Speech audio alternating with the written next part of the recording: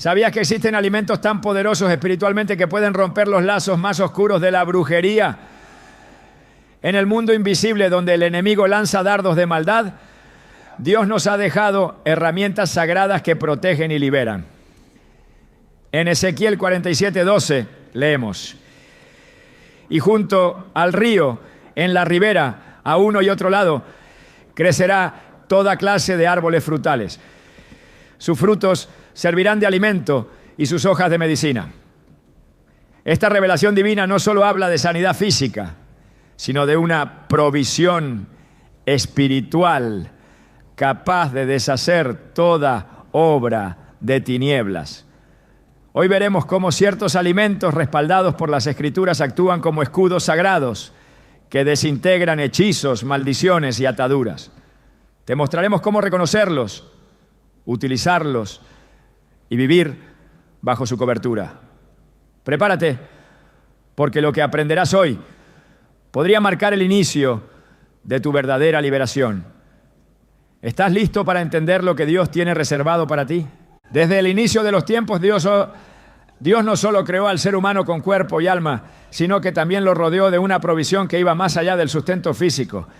El huerto del Edén no era solo un jardín hermoso, era un espacio lleno de alimentos, con un propósito espiritual profundo. No es casualidad que la primera interacción entre el hombre y el enemigo estuviera relacionada con lo que se comía.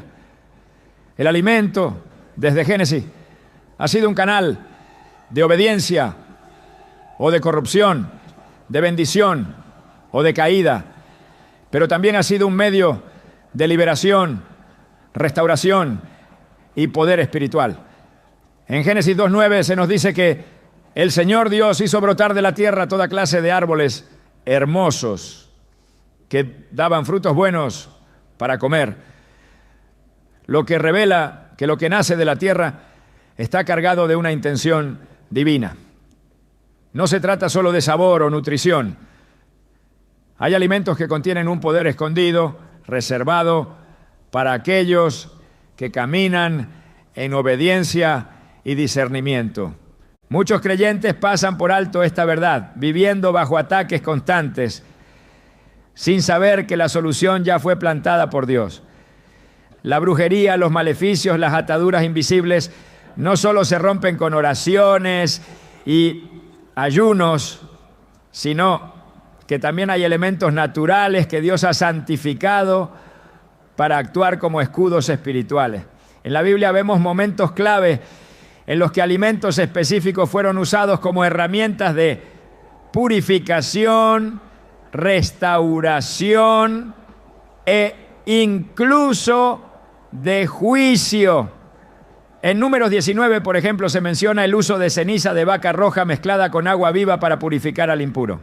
Este acto no era simbólico solamente, era una fórmula espiritual y física, con efectos reales en la vida del pueblo de Dios. Así también hay alimentos hoy que bajo la guía del Espíritu Santo son capaces de limpiar el alma, fortalecer el espíritu y neutralizar ataques ocultos. El enemigo ha intentado contaminar la percepción del creyente sobre lo que come.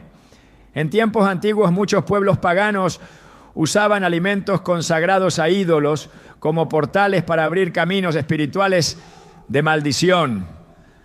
En 1 Corintios 10:20, Pablo advierte que lo que los gentiles sacrifican, a los demonios los sacrifican, y no a Dios. Y no quiero que ustedes participen con los demonios. Esta advertencia revela que los alimentos pueden ser portadores de bendición o de contaminación, dependiendo de su origen y consagración. Si el enemigo puede usar la comida para abrir puertas al mal, ¿cuánto más puede Dios usarla para cerrarlas y sellar su protección sobre nosotros? Esta es una verdad que debe despertarnos. Hay creyentes que han sido víctimas de hechizos lanzados a través de alimentos contaminados espiritualmente, comidas entregadas como ofrendas en altares oscuros, bebidas cargadas de intenciones malignas. Pero también hay testimonios poderosos de liberación cuando alimentos consagrados por Dios son recibidos con fe. He visto personas sanar de enfermedades incurables al comer aceite ungido en oración. He escuchado a madres testificar cómo al dar a sus hijos pan sobre el que oraron con sal consagrada, los niños dejaron de tener pesadillas recurrentes y ataques espirituales nocturnos. Lo que Dios santifica, ningún demonio puede profanar. Lo que Dios bendice, ningún hechicero puede revertir. Uno de los ejemplos más poderosos está en el ministerio de Eliseo. En 2 Reyes 4:38 a 41 encontramos un momento crítico donde los profetas se enfrentaban a una comida envenenada. Y uno salió al campo a recoger hierbas y halló una vid silvestre y de ella recogió calabazas silvestres llenas su capa y volvió y las cortó en la olla del potaje sin saber lo que era. Luego sirvieron para que comieran los hombres, pero sucedió que comiendo ellos de aquel potaje gritaron diciendo: varón de Dios, la muerte hay en esa olla, y no pudieron comer. Él entonces dijo: traed harina, y la echó en la olla, y dijo: dad de comer a la gente. Y no hubo mamal en la olla. Este relato no solo muestra el poder profético de Eliseo, sino también una verdad espiritual profunda. Lo natural, lo cotidiano, como la harina, puede convertirse en instrumento de sanidad cuando es activado por el Espíritu de Dios. Este mismo principio es aplicable hoy. Hay alimentos que, al ser usados con sabiduría espiritual, pueden revertir daños, cerrar portales abiertos por maldiciones e incluso limpiar atmósferas enteras. En el caso de la harina no fue su composición física lo que transformó el veneno, sino la palabra profética y la autoridad de Dios que la acompañó. Así también, cuando entendemos que alimentos han sido señalados por Dios como puros, santos y útiles para la batalla espiritual, comenzamos a usarlos no solo con fe, sino con resultados. El Salmo 23 nos dice que Dios adereza mesa delante de nosotros en presencia de nuestros angustiadores. Esta imagen no es solo poética, es una declaración de guerra. Comer en presencia del enemigo es una demostración de victoria espiritual. Pero esa mesa debe estar llena de los elementos correctos. No cualquier comida honra a Dios, ni cualquier alimento fortalece el alma. Hay comidas espirituales que levantan el ánimo, restauran la fe y limpian la mente de confusión. Hay bebidas que, cuando son recibidas con acción de gracias y consagradas al Señor, se convierten en unción líquida que fluye desde el interior. Jesús mismo, en su última cena, utilizó pan y vino para sellar un pacto eterno. No eligió oro ni incienso, sino alimentos sencillos, disponibles, cargados de un significado eterno. Este es mi cuerpo, esta es mi sangre. Mateo 26, 26 a 28. No fue un acto simbólico vacío, fue una transferencia espiritual poderosa. Al compartir esos alimentos, el Señor estaba marcando una nueva forma de comunión, una manera tangible de recibir lo divino a través de lo cotidiano. Hoy, cuando comemos el pan con fe y bebemos del vino en memoria de Él, nos conectamos a esa misma fuente de vida. Pero también entendemos que los alimentos siguen siendo canales. Hay quienes subestiman el impacto espiritual de lo que comen. Viven vidas espirituales débiles, sin discernir que algunos alimentos que ingieren pueden haber sido usados para rituales, para pactos oscuros o incluso contaminados por maldiciones familiares. En cambio, otros, al aprender a orar sobre su comida, a seleccionar con sabiduría espiritual lo que entra en su cuerpo, experimentan un nivel diferente de protección y claridad. En Deuteronomio 7, 13 a 15, Dios promete: bendecirá el fruto de tu vientre y el fruto de tu tierra, tu grano, tu mosto y tu aceite, y quitará el Señor de ti toda enfermedad. Este pasaje no solo habla de abundancia, sino también de sanidad ligada directamente al alimento que Dios bendice. Es tiempo de que abramos nuestros ojos espirituales. No se trata de caer en supersticiones, sino de caminar con discernimiento. La Biblia no omite el tema de la comida. Al contrario, lo eleva a un nivel de pacto, juicio, purificación y poder. En Apocalipsis 2:17 se promete al vencedor un maná escondido. ¿Qué representa esto sino el alimento divino que fortalece en medio de la batalla? Si hay un maná para los vencedores, también hay una mesa para los guerreros. Y en esa mesa están los 7 alimentos que deshacen obras de brujería, que limpian el alma, que restauran el cuerpo y que activan el propósito de Dios en quienes los reciben con fe. No podemos hablar de este tema sin mencionar la historia de Daniel. Él decidió no contaminarse con la comida del rey y pidió en su lugar legumbres y agua. Lo que siguió fue un testimonio de transformación física y espiritual. Y al cabo de los 10 días pareció el rostro de ellos mejor y más robusto que el de todos los muchachos que comían de la porción de la comida del rey. Daniel 1:15. La elección de alimentos puros fue una declaración espiritual. Daniel entendía que lo que entra al cuerpo también afecta el alma. Hoy, esa misma conciencia debe regresar al pueblo de Dios. Lo que comemos puede ser la diferencia entre caminar bajo opresión o en libertad. Cuando los israelitas salieron de Egipto, comieron cordero y hierbas amargas. No fue una cena cualquiera, fue una preparación espiritual para una liberación definitiva. La sangre del cordero en los dinteles y la comida dentro del hogar formaban una doble cobertura, externa e interna. Éxodo 12 nos da este patrón. Comer con fe, con obediencia, con instrucciones precisas, puede marcar el inicio de una nueva etapa.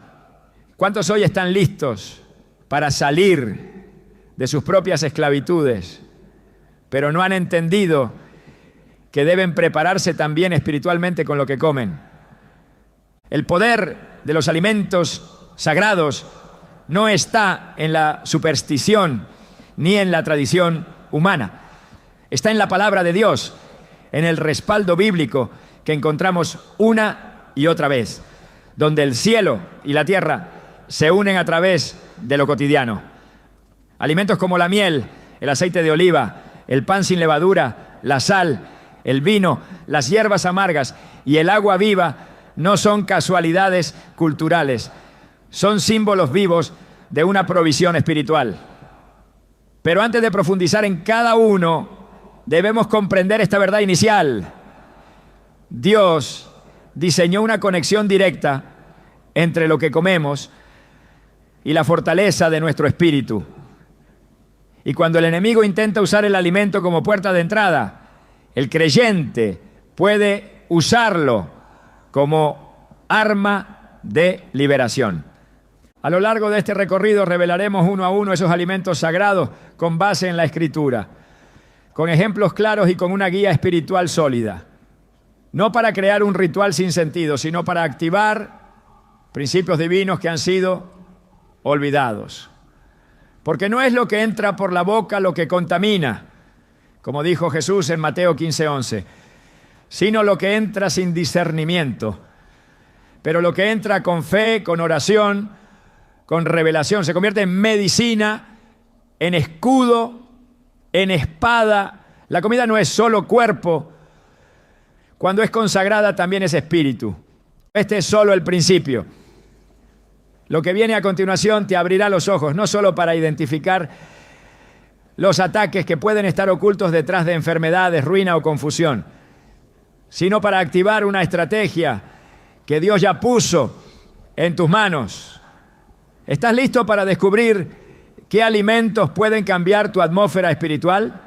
Porque si es cierto que el enemigo lanza ataques ocultos, también es cierto que Dios ha preparado una respuesta que brota de la tierra, nutrida por el cielo. En toda la Escritura, la mesa es más que un lugar de sustento, es un altar. Dios ha dispuesto que ciertos alimentos no solo restauren el cuerpo, sino que participen activamente en las batallas espirituales que enfrentamos, así como el incienso era ofrecido para elevar oraciones con aroma grato al cielo. También hay alimentos que fueron establecidos por el mismo Dios para aportar una unción específica. Esta unción no es simbólica ni decorativa, es una realidad espiritual capaz de deshacer la obra de las tinieblas. No se trata de supersticiones ni de prácticas místicas desvinculadas de la palabra, sino de armas consagradas cuya eficacia se encuentra respaldada por el testimonio bíblico. Desde los tiempos antiguos el enemigo ha buscado imitar lo sagrado, contaminando lo que Dios creó para bien. Por eso no es extraño que muchas prácticas oscuras giren en torno a la comida. Alimentos entregados a ídolos, comidas consagradas en rituales, bebidas usadas en encantamientos, todo eso responde a un principio real. Lo que se come tiene una carga espiritual, pero en medio de esa estrategia perversa, Dios ha levantado un estándar. Hay alimentos que cuando son usados en obediencia y con entendimiento espiritual, funcionan como antídotos, como escudos, como barreras impenetrables. El primer alimento que la Escritura revela como portador de unción protectora es el aceite. No un aceite cualquiera, sino el aceite de oliva, símbolo de la unción del Espíritu Santo. En Éxodo 30:25, Dios da la instrucción de preparar un aceite santo de la unción, un compuesto con ingredientes específicos y propiedades espirituales definidas. Aunque ese aceite tenía un uso litúrgico, también servía para consagrar objetos, lugares y personas, marcándolos como apartados para Dios. En otras palabras, lo que era tocado por ese aceite quedaba fuera del alcance del enemigo. En Santiago 5:14 se reitera este principio. ¿Está alguno enfermo entre vosotros? Llame a los ancianos de la iglesia y oren por él, ungiéndole con aceite en el nombre del Señor. Aquí no se trata solo de enfermedad física, sino de cualquier ataque que afecte cuerpo, alma o espíritu. El aceite es presentado como un canal de intervención divina. En el contexto espiritual de guerra, este aceite se transforma en barrera. Se unge con fe, se consume con propósito, se guarda como señal de cobertura. En el mundo antiguo el aceite era aplicado sobre la frente, los pies, las manos. Hoy, ese mismo aceite consagrado puede ser parte de nuestras comidas, transformando un simple alimento en un acto profético, no porque el líquido tenga poder en sí mismo, sino porque ha sido apartado, santificado, bendecido por la oración y la fe. Su función no es mágica, es espiritual. Otro elemento con un poder espiritual evidente en las Escrituras es la sal. Jesús dijo en Mateo 5:13, vosotros sois la sal de la tierra. Esta declaración no fue una metáfora sin peso, fue una asignación espiritual. La sal preserva, purifica, repele la corrupción. En 2 Reyes 2, 20-21, Eliseo usó sal para sanar las aguas de una ciudad. Traedme una vasija nueva y poned en ella sal. Y se la trajeron. Y saliendo él al manantial de las aguas, echó dentro la sal y dijo, así dijo el Señor, yo sané estas aguas y no habrá en ellas más muerte ni enfermedad. Este acto no fue simbólico, fue una intervención real que rompió una maldición. La sal, bajo dirección divina, neutralizó el veneno, cortó la maldición, restauró lo que estaba dañado. Esa misma sal, cuando es consagrada con oración, sigue teniendo efectos espirituales. La sal aparece una y otra vez como parte de los sacrificios agradables a Dios. En Levítico 2:13 leemos, y sazonarás con sal toda ofrenda que presentes, y no dejarás que falte jamás de tu ofrenda la sal del pacto de tu Dios. Aquí se revela que la sal es más que condimento, es señal de pacto, de permanencia, de santidad. Cuando es integrada en los alimentos con propósito espiritual, se convierte en un recordatorio constante de que la presencia de Dios está en medio de su pueblo, protegiéndolo, limpiándolo, guardándolo de toda contaminación. También encontramos el uso sagrado del pan sin levadura. En la noche de la liberación de Egipto, cuando el pueblo de Israel fue sacado con mano fuerte, Dios les mandó que comieran pan sin levadura, hierbas amargas y cordero asado. En Éxodo 12, 8 a 11, se ordena que ese alimento sea consumido con prontitud, con vestiduras listas, con espíritu vigilante. La levadura representa el pecado, la corrupción, la mezcla. El pan sin levadura, por el contrario, simboliza la pureza, la preparación, la santidad. Durante 7 días los israelitas debían evitar todo alimento leudado como señal de separación y obediencia. Este pan sencillo, sin aditivos, sin mezcla, es un recordatorio de que lo que consumimos puede marcar el inicio de una nueva temporada espiritual. Al igual que el pueblo fue liberado tras esa comida, muchos pueden experimentar rompimientos al alinear su alimentación a los principios del reino. El pan sin levadura no es un simple símbolo pascual, es una herramienta de transición, de limpieza interior, de restauración.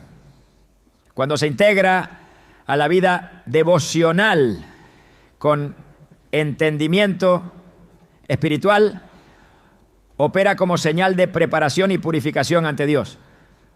Otro alimento que resuena con poder espiritual en las Escrituras es la miel. En Proverbios 24, 13 se nos exhorta: come, hijo mío, de la miel porque es buena, y el panal es dulce a tu paladar. Esta dulzura no es superficial, es figura del conocimiento divino, de la palabra revelada, del deleite espiritual. En el Cántico de Moisés, en Deuteronomio 32, 13, se describe cómo Dios alimentó a su pueblo con miel de la peña. Esto es imposible en lo natural, pero común en el ámbito sobrenatural. La miel representa la sabiduría de lo alto, la revelación que endulza lo amargo, la palabra que sana. David declara en el Salmo 19:10 que los juicios del Señor son más dulces que la miel y que la que destila del panal. Este alimento, cuando es recibido en oración, se convierte en vehículo de sanidad emocional, restauración mental, fortaleza espiritual. No es casualidad que Juan el Bautista, el profeta que preparó el camino del Mesías, se alimentara de langostas y miel silvestre. Su dieta no era una elección personal, era una declaración profética.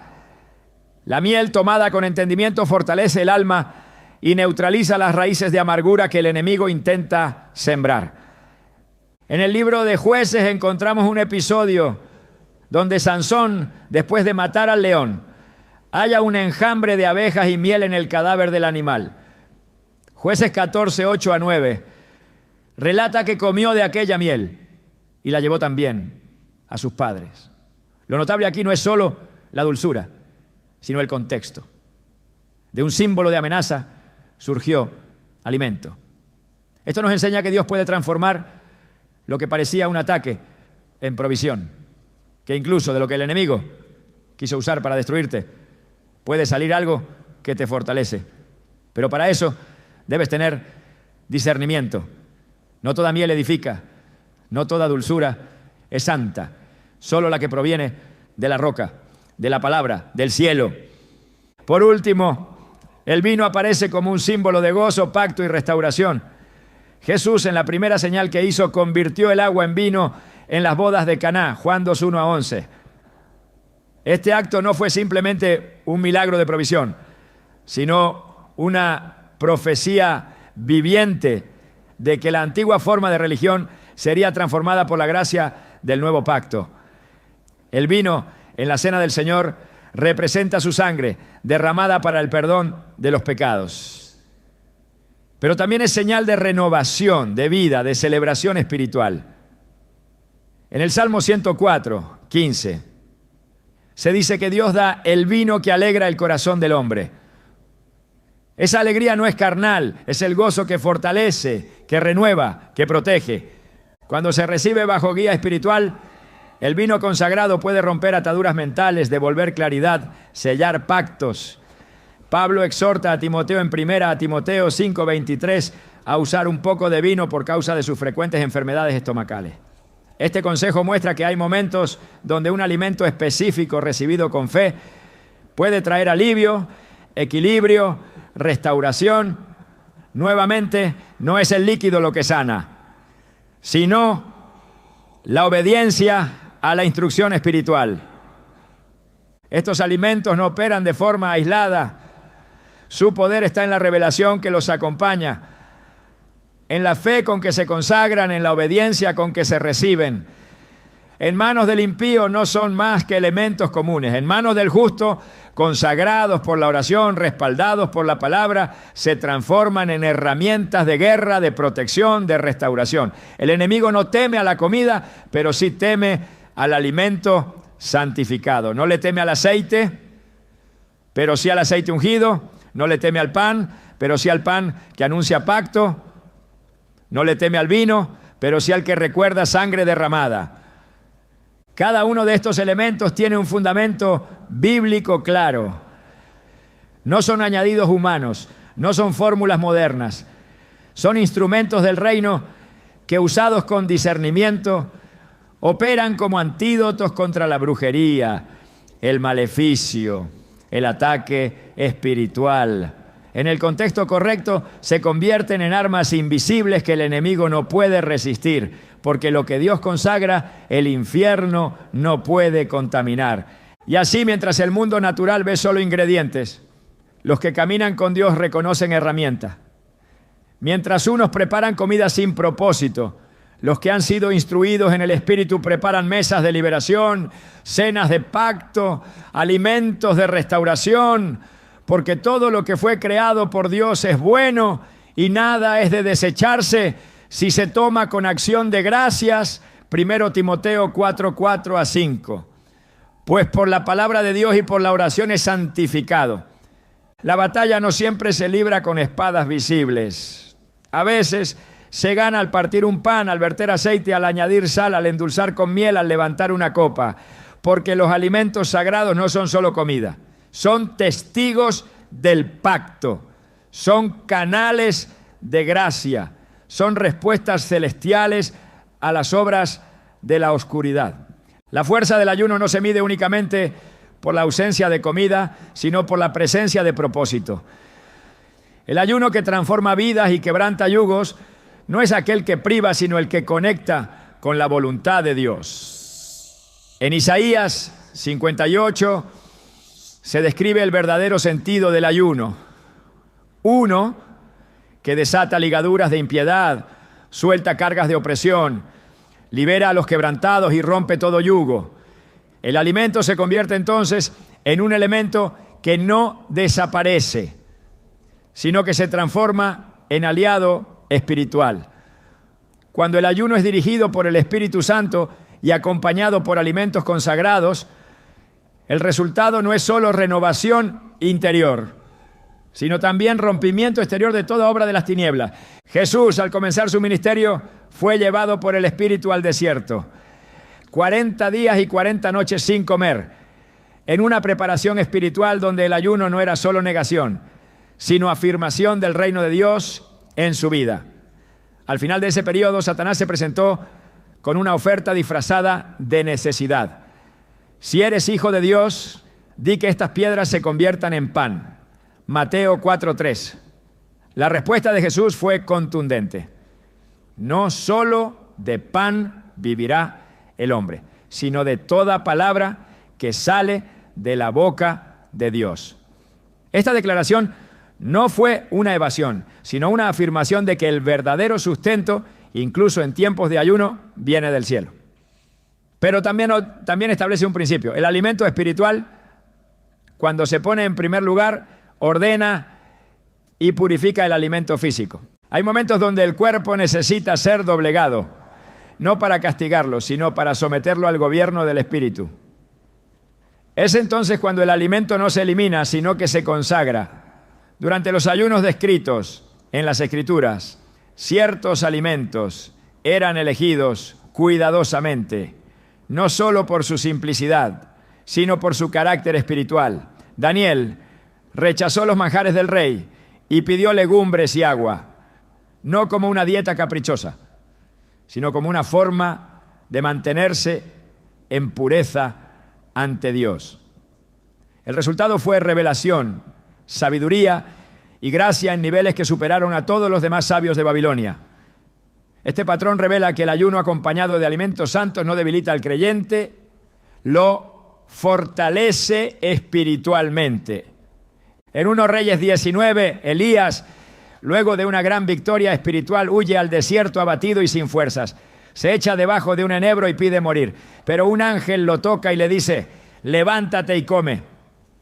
Y junto a él había una torta cocida sobre las brasas y una vasija de agua. Comió, bebió y volvió a dormirse. El ángel volvió por segunda vez, lo tocó y le dijo: levántate y come, porque el largo camino te resta. Con la fuerza de aquella comida, caminó 40 días y 40 noches hasta llegar al monte de Dios. Este relato no es solo un milagro de provisión, es una enseñanza de que hay alimentos que cuando son preparados y ofrecidos bajo dirección divina, proveen una energía espiritual capaz de sostener una jornada prolongada de búsqueda, revelación y encuentro con Dios. El ayuno también se vuelve eficaz cuando se establece como un acto de humillación delante del Señor. En Joel 2:12-13, Dios llama a su pueblo: convertíos a mí con todo vuestro corazón, con ayuno y lloro y lamento.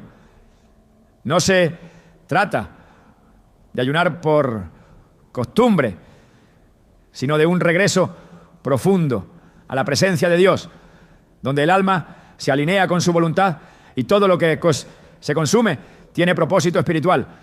En ese contexto, alimentos como el pan sin levadura, el agua consagrada o incluso la miel que fortalece el espíritu se integran al proceso de búsqueda y restauración. En el Antiguo Testamento, el día de la expiación requería que el pueblo se afligiera a sí mismo, lo que implicaba abstinencia, pero también preparación. La comida no desaparecía completamente del panorama espiritual, sino que se transformaba en símbolo de pacto, pureza y obediencia. En Levítico 16 se detalla cómo el sacerdote debía entrar al lugar santísimo, pero antes debía bañarse, ofrecer sacrificios y rociar la sangre sobre el propiciatorio. Cada paso, cada elemento incluía una relación directa con lo que se comía, se ofrecía o se purificaba. El ayuno no es vacío, es la preparación para una llenura más profunda. Jesús también habló del poder del ayuno en conexión con la liberación espiritual. En Marcos 9:29, después de que los discípulos no pudieron liberar a un joven poseído, Jesús les dijo: este género con nada puede salir, sino con oración y ayuno. Esto no es una fórmula mágica, sino una clave de autoridad. Hay batallas que no se ganan solo con palabras, ni con deseo ferviente, sino con una vida consagrada. Y en esa consagración, lo que comemos, lo que dejamos de comer y cómo lo consagramos, tiene un papel esencial. La conexión entre el alimento sagrado y el ayuno no elimina la importancia del sacrificio, sino que lo complementa. Mientras el cuerpo es sometido, el alma se abre a recibir dirección. Mientras el estómago se vacía, el espíritu se llena de discernimiento. Y en ese proceso, ciertos alimentos aparecen como aliados, no como distracciones. Son alimentos que no cargan el cuerpo, sino que lo disponen. No alimentan el orgullo, sino que activan la humildad. No despiertan la carne, sino que fortalecen el espíritu. Durante los tiempos de Nehemías, cuando el pueblo regresó a reconstruir Jerusalén, se convocó a un ayuno nacional.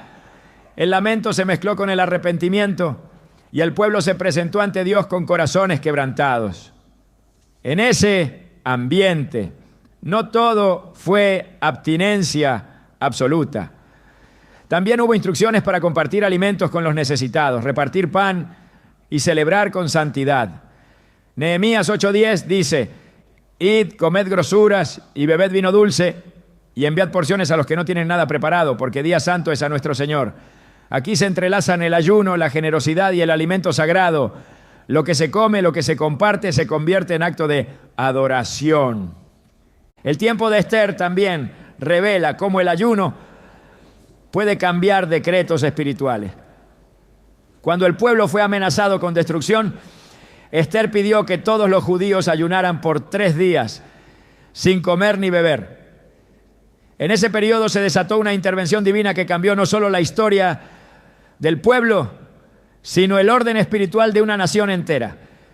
Aunque no se detalla qué se comió después, se sabe que la restauración incluyó banquetes, cenas de victoria y alimentos que simbolizaban el favor recuperado. Lo que había comenzado como aflicción terminó como celebración espiritual. El ayuno que incluye alimentos santos no contradice la búsqueda intensa de Dios, la potencia, porque no se trata de comer por costumbre, sino de consagrar cada elemento al Señor, de comer con propósito, de integrar a la comida como parte de la obediencia, no como obstáculo. En Eclesiastés 10:17 se dice: bienaventurada tu tierra cuando tu rey es hijo de nobles y tus príncipes comen a su hora para reponer fuerzas y no para el desenfreno. Esta distinción es clave. Comer para reponer fuerzas en la voluntad de Dios es diferente de comer sin control, sin discernimiento, sin propósito. Pablo también aborda este tema al corregir la actitud de los corintios respecto a la cena del Señor. En 1 Corintios 11:27-29, advierte sobre participar indignamente del pan y del vino. Aquí, la comida espiritual se vuelve un asunto de vida o muerte, porque no se trata solo de lo que se come, sino del estado del corazón. Por eso, cuando se combina el ayuno con alimentos que han sido separados para Dios, el resultado es pureza, autoridad y restauración. No todo ayuno es completo en abstinencia total. Algunos son parciales, otros dirigidos por el Espíritu, con instrucciones específicas. Pero todos tienen un elemento en común, el enfoque espiritual. Cuando el creyente ayuna, su cuerpo obedece, pero su espíritu lidera. Y en ese liderazgo espiritual, los alimentos sagrados, lejos de distraer, profundizan la comunión con Dios. Hay momentos donde una cucharada de miel, un sorbo de agua consagrada o un bocado de pan sin levadura se convierten en herramientas de fortaleza durante un ayuno prolongado. No rompen el propósito, lo profundizan. Porque en lugar de cargar al cuerpo, lo alinean. No despiertan la carne, sino que la someten. Estos alimentos no son usados por costumbre, sino por instrucción. No por debilidad, sino por sabiduría. El ayuno no es sufrimiento sin sentido, es posicionamiento, es estrategia espiritual, es negación del yo para activar el dominio del reino. Y dentro de ese marco, lo que se come, cuándo se come y cómo se consagra, se vuelve una extensión del altar. Todo lo que se pone sobre la mesa puede ser un canal de guerra espiritual. Si está en obediencia, si ha sido separado, si ha sido presentado ante Dios, entonces lo natural se convierte en sobrenatural. Lo ordinario se vuelve eterno, porque no se trata de rituales vacíos, sino de una vida completamente rendida. Así como el sacrificio de Jesús incluyó su cuerpo ofrecido como pan partido, el creyente que ayuna se presenta como una ofrenda viva. Y al hacerlo, todo lo que toca, todo lo que consume, todo lo que permite entrar en su cuerpo, debe reflejar la santidad de ese acto. En Romanos 12:1 Pablo nos exhorta: presentad vuestros cuerpos en sacrificio vivo, santo, agradable a Dios, que es vuestro culto racional. Esta entrega incluye lo que se consume. Por eso, el alimento sagrado en medio del ayuno no es una contradicción. Es una extensión del altar. Lo que fortalece durante el ayuno no es la comida en sí, sino la obediencia que la envuelve. Y cuando esa obediencia incluye alimentos consagrados, el resultado es una cobertura espiritual que no solo protege, sino que activa, transforma y dirige. El cuerpo se somete, el alma se alinea y el espíritu gobierna. Y en esa armonía el enemigo no encuentra entrada, porque donde hay ayuno, con entendimiento, hay presencia de Dios. Donde hay comida consagrada, hay pacto. Donde hay obediencia, hay victoria. Lo que sostiene el poder de lo sagrado no es la materia en sí, sino la fe que lo activa. En toda la historia bíblica, los elementos visibles fueron siempre canales, nunca fines. El aceite, la sal, el pan, el vino, la miel, no obraron por sí solos. Lo que desató su efecto fue la obediencia, la oración y la fe que envolvía cada acto. No se trató jamás de fórmulas externas, sino de corazones rendidos que supieron tocar lo invisible a través de lo visible. Y es esa fe la que hoy también separa lo profano de lo santo, lo común de lo consagrado, lo útil de lo inerte. La fe es el principio activo que transforma una mesa en altar y una comida en pacto. Jesús en múltiples ocasiones utilizó los alimentos como medio para liberar enseñanzas que solo podían comprenderse desde el espíritu. Al multiplicar los panes y los peces, no solo calmó el hambre del cuerpo, sino que abrió una revelación de provisión sobrenatural que sigue vigente.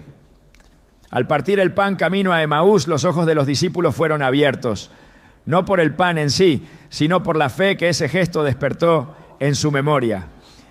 Y al enseñar que su cuerpo era verdadera comida y su sangre verdadera bebida, invitó a los suyos a mirar más allá de lo natural.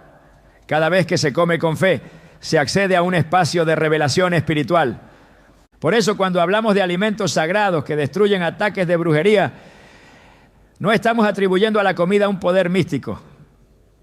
Estamos reconociendo que Dios ha dejado señales visibles en la creación para ser activadas mediante la fe.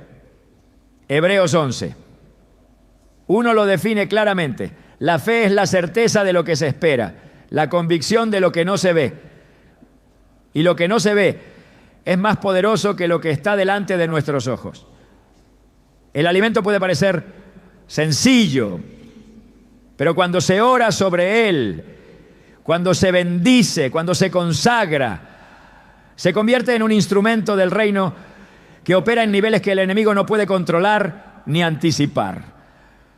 Es en ese acto de fe donde el creyente transforma su cocina en territorio santo, no por el lugar, sino por la actitud espiritual con la que se prepara cada comida.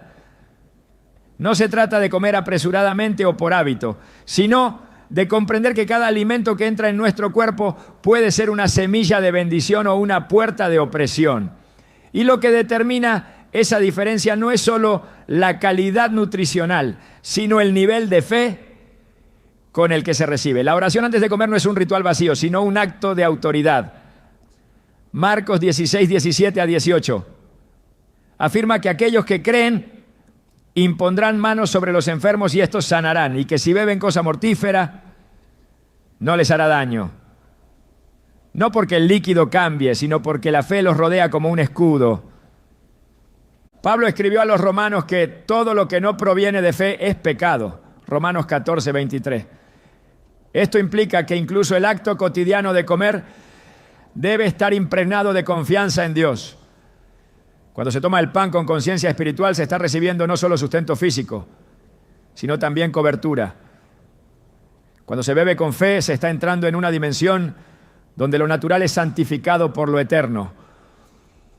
1 Timoteo 4, 4 a 5 declara que todo lo que Dios creó es bueno y nada es de desecharse si se toma con acción de gracia, porque por la palabra de Dios y por la oración es santificado. Esa santificación no ocurre por repetición mecánica, sino por una fe viva que entiende lo que está en juego. La fe también separa el acto de comer de toda manipulación espiritual externa. Cuando alguien con autoridad espiritual ora sobre sus alimentos, declara con su boca que ninguna obra de las tinieblas prosperará en su cuerpo, ni en su mente, ni en su espíritu. No es temor, es posicionamiento, no es defensa reactiva, es dominio activo. El enemigo sabe que muchos ataques se canalizan a través de lo que se ingiere, por eso lanza trampas disfrazadas de manjares. Pero cuando la fe está encendida, incluso lo que fue contaminado pierde su poder. La fe no se limita a proteger, también limpia, también transforma. La fe se manifiesta en la manera en que se prepara el alimento. Hay quienes cocinan mientras adoran, mientras proclaman la palabra, mientras declaran cobertura sobre su familia. El fuego que cocina se une al fuego del altar. El agua que limpia los ingredientes se convierte en símbolo del Espíritu que purifica. Nada es trivial cuando se vive por fe. Todo puede ser consagrado. Todo puede ser redimido. Lo que fue creado para el bien puede ser restaurado.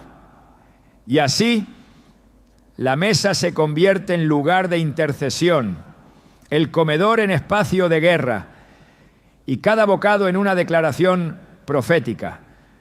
No hay alimento sagrado sin fe, no hay victoria sin convicción. Los enemigos invisibles no temen a lo que se ve, temen a lo que se cree. Por eso cuando el creyente ora, bendice y consagra lo que come, se establece una línea de defensa impenetrable. La fe no es opcional, es esencial. Es lo que activa lo invisible, lo que abre los cielos, lo que disuelve maldiciones que venían arrastrándose por generaciones. El poder no está en el pan, sino en el pacto. No está en la sal, sino en la palabra que la acompaña. No está en el aceite, sino en la unción que se despierta cuando se lo recibe con fe. No está en el vino, sino en el recuerdo vivo de la sangre que fue derramada. Cada alimento consagrado es una evidencia tangible de una verdad espiritual mayor. Pero solo la fe puede hacer visible lo invisible. Solo la fe puede convertir lo cotidiano en sagrado. Solo la fe puede levantar una barrera indestructible ante los ataques más oscuros. La Escritura no presenta a los alimentos como simples elementos funcionales, sino como vehículos de propósito espiritual. A lo largo de las páginas sagradas se revelan momentos donde el alimento recibido con obediencia y consagrado con reverencia se convierte en catalizador de milagros, instrumento de juicio o puerta de restauración. Y no es por el ingrediente en sí, sino por la intervención divina que lo reviste. Lo que fue creado con un propósito físico, Dios lo ha elevado a un nivel espiritual, convirtiéndolo en parte activa de su mover entre los hombres. Uno de los pasajes más reveladores está en la Pascua. El pueblo de Israel, oprimido durante siglos en Egipto, recibió de parte de Dios instrucciones detalladas para su salida. En esa noche de liberación, el alimento jugó un papel central. Se debía sacrificar un cordero sin defecto, asarlo al fuego, comerlo con hierbas amargas y pan sin levadura. Cada detalle tenía un significado. No era una cena improvisada, sino un acto profético. Éxodo 12 deja claro que aquel que no participara de la comida no estaría bajo cobertura. El juicio de Dios pasaría por la tierra, pero la sangre del cordero en los dinteles y el alimento dentro del hogar marcarían la diferencia entre muerte y vida, entre opresión y liberación. No fue el Cordero en sí el que produjo el milagro, sino la obediencia al mandato divino. El alimento, en este caso, se convirtió en testigo del pacto. El pan sin levadura representaba una salida rápida, sin tiempo para esperar. Las hierbas amargas hablaban del sufrimiento pasado, pero también del juicio sobre el enemigo. Y el Cordero, figura del Mesías, anticipaba el sacrificio redentor. Comer era una declaración espiritual. Cada bocado era un acto de fe. El alimento se convirtió en escudo. Donde había obediencia, no entró la destrucción. En otro episodio durante la vida del profeta Eliseo, la comida volvió a ser protagonista de una intervención divina. En 2 Reyes 4, los hijos de los profetas preparaban una comida sin saber que habían echado calabazas silvestres venenosas en el guiso. Al probarla gritaron: «Varón de Dios, hay muerte en esta olla». Eliseo pidió harina, la arrojó dentro de la olla y ordenó servir nuevamente. Y no hubo más daño. La harina, por sí sola, no tiene propiedades para neutralizar veneno. Pero cuando fue aplicada bajo instrucción profética, se convirtió en instrumento de sanidad. Lo que estaba maldito fue revertido. El alimento dejó de ser peligro y se convirtió en provisión segura. Este principio revela que lo que entra al cuerpo puede ser santificado, transformado, purificado cuando hay intervención del cielo. Nada es definitivo cuando la presencia de Dios actúa. Lo que parecía maldición es revertido por la fe. Y así, el alimento se vuelve símbolo de redención. No por el contenido, sino por el toque divino que lo restaura. En la multiplicación de los panes y los peces, Jesús tomó lo poco, lo levantó al cielo, dio gracias y luego lo repartió. No aumentó por sí mismo, sino cuando fue bendecido. Juan 6 relata que más de 5,000 fueron alimentados. Pero lo más profundo de ese acto no fue la cantidad, sino lo que vino después. Jesús dijo: «Yo soy el pan de vida, el que a mí viene nunca tendrá hambre». El alimento físico apuntaba al espiritual. El milagro visible conducía al tesoro al eterno. Y todo empezó con una acción sencilla: bendecir lo que estaba en la mano. La mujer sirofenicia, al rogar por la sanidad de su hija, escuchó de labios del maestro una respuesta provocadora: «No está bien tomar el pan de los hijos y echarlo a los perrillos». Pero ella respondió: «Aún los perrillos comen de las migajas que caen de la mesa de sus amos». Con esa respuesta, Jesús reconoció su fe y le concedió el milagro. Nuevamente, el pan fue figura de pacto, de derecho espiritual. Y aunque parecía fuera del alcance, la fe lo alcanzó. Lo que parecía ajeno se volvió cobertura. Y la comida, una vez más, fue parte de la revelación. En el camino a Emaús, 2 discípulos caminaban con el corazón abatido. No entendían lo que había pasado en Jerusalén. Un hombre se les une y comienza a explicarles las Escrituras. Pero sus ojos no se abren hasta que ese hombre, Jesús, resucitado, toma el pan, lo parte y lo bendice. En ese instante lo reconocen. El pan otra vez se convierte en puente. No fue el discurso lo que les trajo revelación, fue el acto de comer con propósito. El alimento se volvió revelador, no por lo que era, sino por cómo fue recibido. A lo largo de las Escrituras, el acto de comer con propósito divino se convierte en acto de guerra, de redención, de pacto. Y cada uno de estos pasajes demuestra que Dios ha usado alimentos específicos para romper ciclos, sellar alianzas, sanar cuerpos y liberar almas. El enemigo siempre ha querido distorsionar esta verdad, usando alimentos para pactos oscuros, para contaminar, para oprimir. Pero Dios ha levantado una bandera en medio de su pueblo, enseñando que lo que Él santifica no puede ser tocado por la maldición.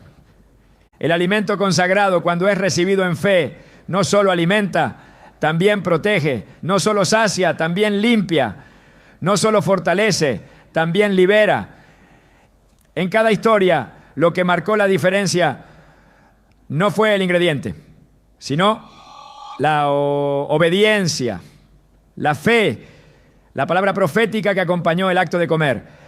La brujería puede buscar caminos ocultos, pero la santidad expone la mentira.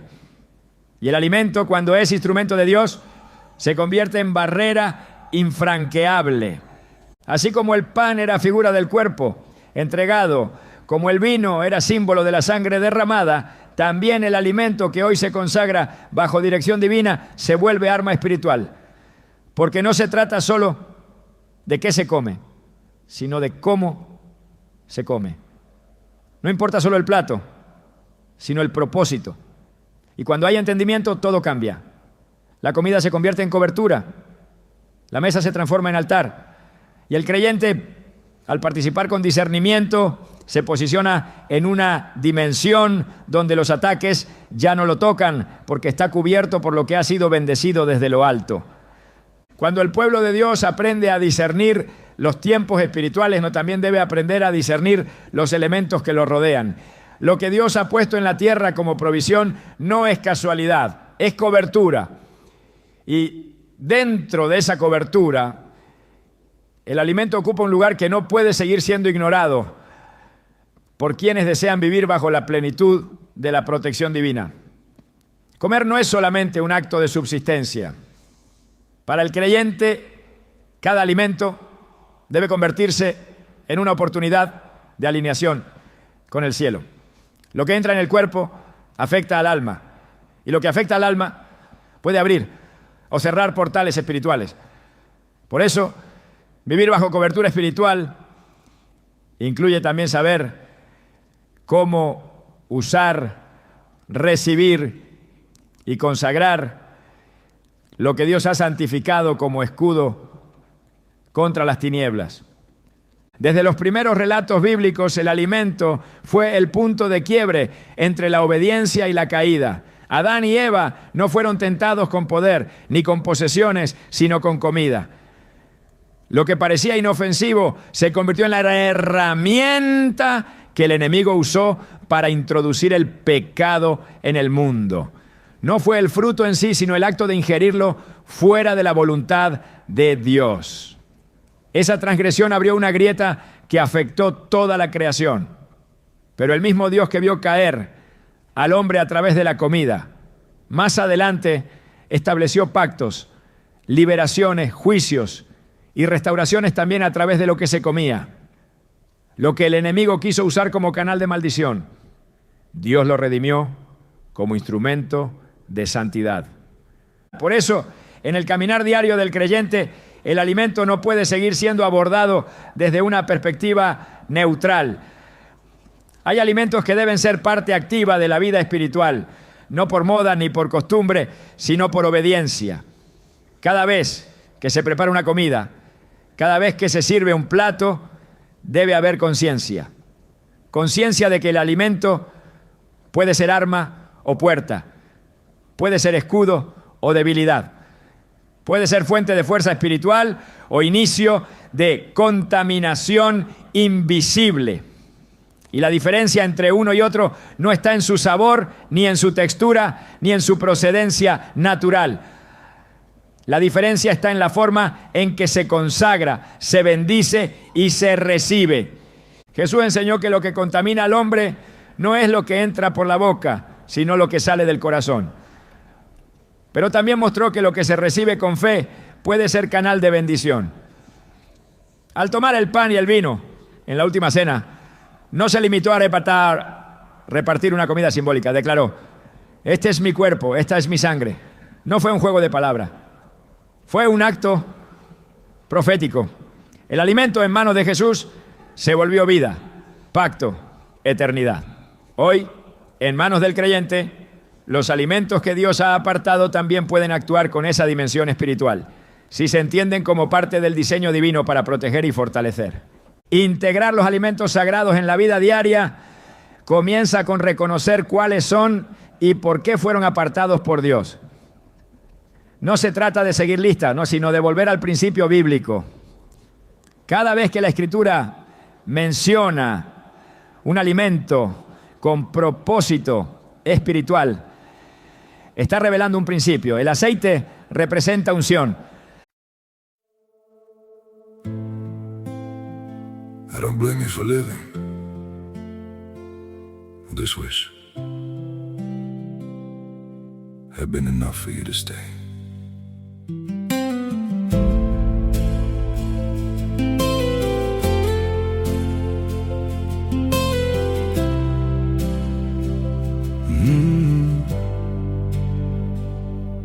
I saw it coming in the way you changed, in the silence between your words. Every I'm fine felt heavier than truth, like something breaking unheard. I tried to fix what I didn't understand, held on tighter as you slipped away. But love can't grow where it's already gone. I don't blame you for living this wish had been enough for you to stay.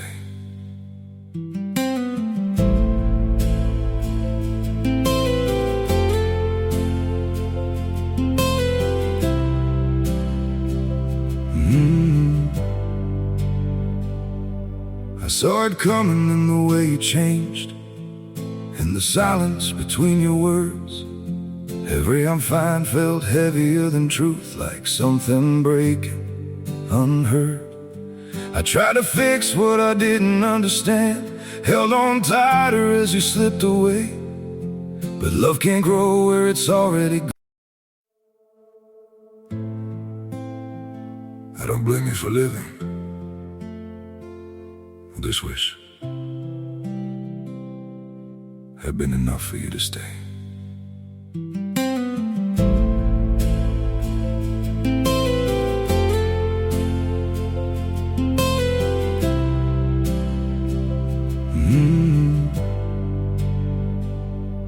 I saw it coming in the way you changed, in the silence between your words. Every I'm fine felt heavier than truth, like something breaking unheard. I tried to fix what I didn't understand, held on tighter as you slipped away. But love can't grow where it's already gone. La sal representa pacto, el pan sin levadura representa pureza, la miel representa revelación, el vino representa gozo espiritual.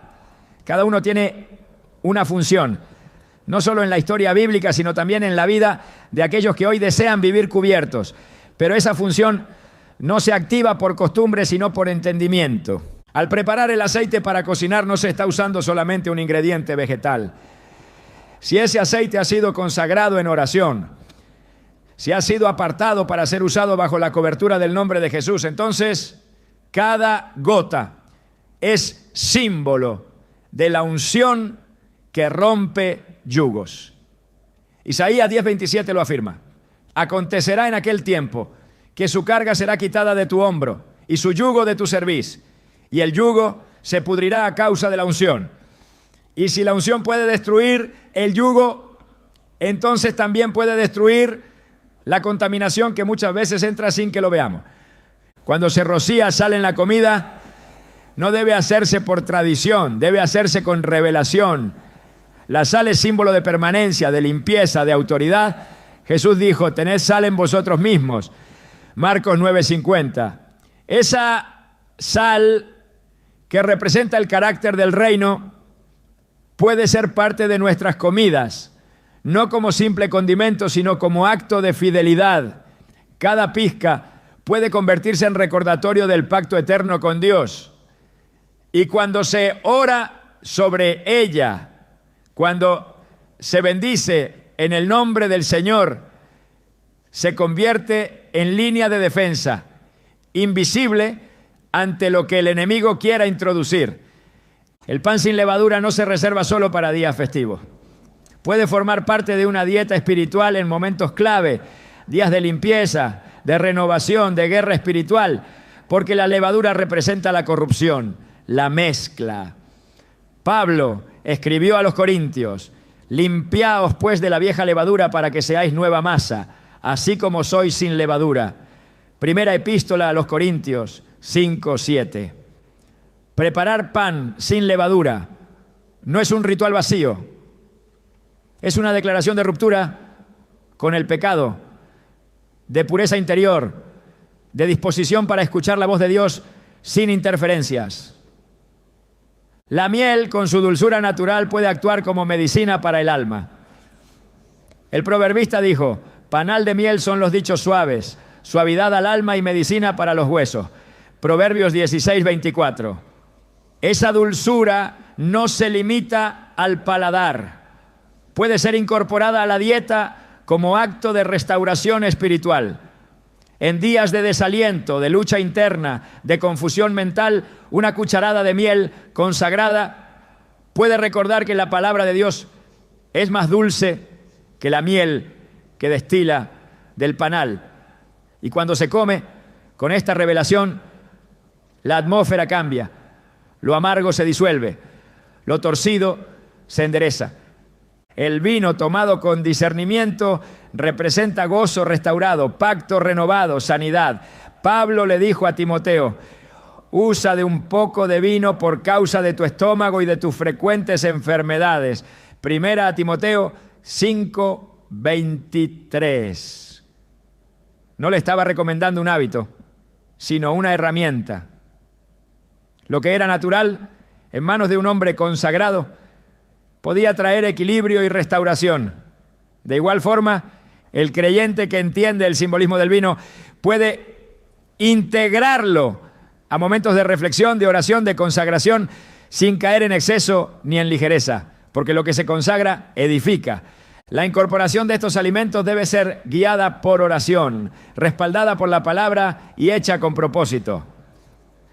No se trata de consumirlos por obligación, sino de recibirlos como cobertura. Y esa cobertura se fortalece cuando la casa entera camina bajo el mismo entendimiento. En el hogar donde se ora sobre los alimentos, donde se cocina con propósito, donde se enseña a los hijos a bendecir lo que comen, el ambiente espiritual se transforma. El enemigo no puede operar con libertad en una casa donde todo ha sido entregado al Señor, incluso la comida. No hay espacio para supersticiones ni para misticismos vacíos. No se trata de fórmulas, se trata de principios. No se trata de imitar sin entendimiento, sino de vivir por revelación. Y cuando el creyente asume esa responsabilidad, comienza a ver resultados. La atmósfera cambia. Las pesadillas cesan, las enfermedades retroceden, la claridad mental regresa, no por magia, sino por obediencia, porque el Dios que hizo la tierra también preparó en ella la respuesta para toda forma de mal, ¿no? Así como se ora por protección, por provisión, por dirección, también se debe orar por discernimiento al comer. Lo que se pone en la mesa no debe ser escogido solo por gusto, sino por guía. Y si en algún momento el Espíritu Santo revela que cierto alimento ha sido contaminado espiritualmente, debe ser rechazado. No importa lo apetitoso que parezca, porque lo que el enemigo busca disfrazar como inofensivo puede ser canal de opresión. Pero cuando todo ha sido filtrado por la oración, santificado por la palabra y recibido con fe, se convierte en instrumento de liberación. Integrar los alimentos sagrados es parte de vivir bajo gobierno espiritual. Es extender el altar más allá del culto, más allá de la oración matutina. Es llevar el reino a la mesa, a la cocina, al almuerzo diario. Es entender que todo en la vida del creyente tiene dimensión espiritual. Comer no es neutral. Comer puede ser un acto de guerra o de rendición, de obediencia o de distracción. Y cuando se elige con discernimiento, se prepara con santidad y se recibe con acción de gracias. Entonces, el alimento se convierte en escudo. En cada comida, en cada bebida, en cada ingrediente, Hay una oportunidad de renovar el pacto con Dios. El enemigo no tiene acceso a lo que ha sido cubierto por la sangre del Cordero y bendecido por la palabra. No puede operar donde hay obediencia. Y los alimentos sagrados, lejos de ser costumbres, son estrategias divinas. Herramientas activas. Parte del diseño celestial para un pueblo que no solo quiere sobrevivir, sino caminar en victoria. Y esa victoria comienza en lo secreto, en la oración que consagra, en la fe que activa, en la obediencia que protege. Cuando Dios crea algo, no lo hace al azar. Todo tiene un diseño, una función y un propósito eterno. Y si Él depositó poder espiritual en alimentos específicos, no fue para que los contempláramos con temor, sino para que los usáramos con autoridad. Este mensaje no es solo una advertencia, es una invitación. Porque los alimentos sagrados no son reliquias del pasado, son llaves activas que hoy, aquí y ahora siguen abriendo dimensiones de protección que el enemigo no puede penetrar. No se trata de seguir reglas, sino de responder al llamado de una vida consagrada en cada detalle. Dios está levantando una generación que no solo ora fuerte, sino que también discierne lo que pone sobre su mesa. Una generación que ya no vive por costumbre, sino por revelación. Cada comida puede ser una declaración de libertad. Cada ingrediente, una afirmación de fe.